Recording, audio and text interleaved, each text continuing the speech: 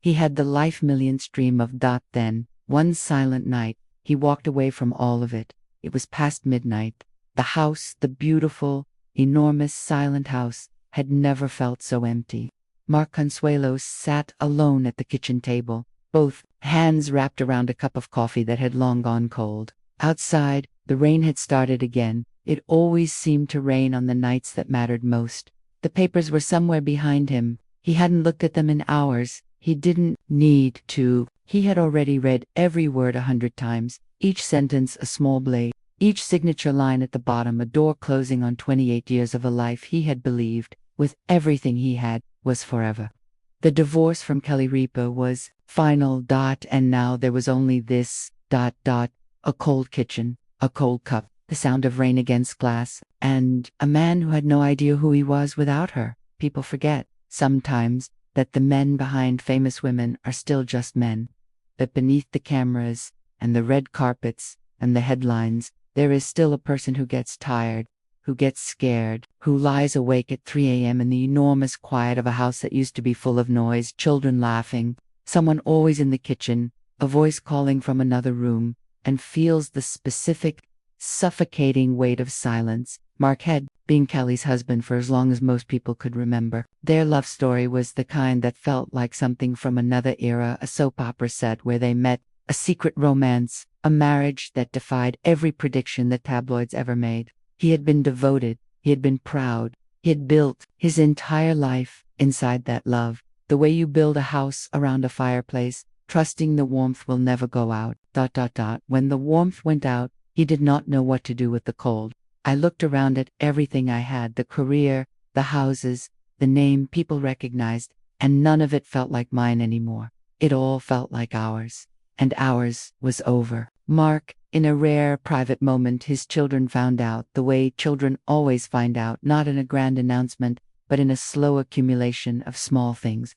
Their father's voice on the phone, a little flatter than usual, the way he paused too long before answering simple questions, the way he laughed at dinner, still charming, still warm, still unmistakably him but with something missing behind it, like a lamp with a dimmer turned most of the way down.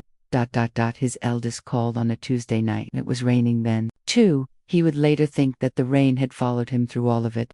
Every hard conversation, every moment he'd had to say something true and painful out loud. Dad, his son said, "Are you okay?" He wasn't, and for the first time in longer than he could remember, he told the truth. He said, "No, not right now, but I will be." His voice broke on the last word, just slightly, a fracture so small most people would have missed it. His son heard it. He was quiet for a long moment, and then he said, "Then we'll figure it out together." Mark wept after he hung up the phone. Not from grief alone, though. There was plenty of that, but from something rarer and more unexpected. Relief. The relief of being known. The relief of being loved by someone who was not loving a version of you that you'd curated for the world, but the actual, cracked, bewildered, late-night kitchen table version of you. What the world expected Mark Consuelos to do was straightforward. Grieve quietly, keep working, maintain appearances, let the machine of celebrity swallow the pain, and spit out a polished, functional version of him on the other side. That is what you do when you are a public person. You perform your healing. You let people watch you recover on their own schedule. Mark did not do that. He made a decision instead, and it was the kind of decision that people in his position almost never make, because it required giving up the thing that had defined from him publicly for nearly 3 decades. He stepped back, not from life, not from his children, not from himself, but from the version of himself that existed only in relation to someone else. He turned down 3 major projects. He canceled appearances. He disappeared for a time from the places where people expected to find him. And in that disappearance, something extraordinary happened. He began, slowly, to remember who he was. He went back to the small town in upstate New York where he'd grown up, where nobody particularly cared about red carpets or morning television. He walked, he cooked, he called his mother, who had been waiting patiently for exactly this phone call, and he talked for 2 hours while the sun went down over a landscape he hadn't looked at properly in years. "I forgot," he said to her. I forgot what it felt like to just be a person. His mother laughed softly. She said, "You never stopped being one. Divorce is not only the end of a marriage, it is the end of an entire architecture of life. The habits, the rituals, the assumptions about tomorrow that you never examined because they always seemed solid. The side of the bed, the coffee order, the way someone else's name sounds when you say it automatically is part of the story of your own life." Mark had to learn to tell his story differently. Had to find a first-person singular where there had only ever been a first-person plural I, not we. It was harder than anyone watching from outside could possibly know. Every sentence was a small renegotiation. Every plan for the future had to be rebuilt from a blueprint that no longer existed. He was starting over at an age when most people assume the story is already written. But here is the thing about Mark Consuelos that those closest to him have always known. He is not someone who stays down. He is not dramatic about it. He doesn't announce his resilience, doesn't perform his courage. He simply, quietly, keeps going, one morning at a time, one honest conversation at a time, one rainy night sitting alone at a kitchen table, choosing actively, not passively, to still be here, still be present, still believe that the story isn't finished. He didn't just survive it.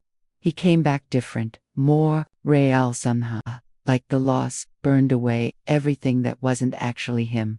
Spring came late that year. He noticed it the morning he woke up and, for the first time in months, didn't feel the weight before his feet hit the floor. It was small, barely a shift, but in the silence of a life stripped of noise, small things have enormous gravity. He made eggs. He opened the back door and stood in the frame while something that was almost sun came through the clouds. He thought about his children and felt, instead of the usual hollow ache, something warmer, gratitude.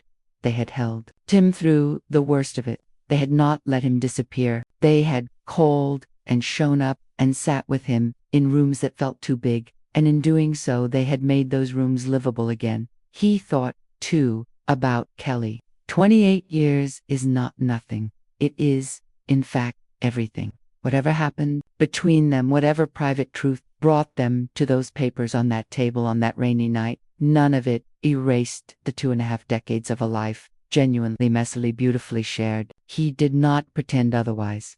He did not let bitterness rewrite history. He held both things at once, the grief and the gratitude, the ending and everything that came before it.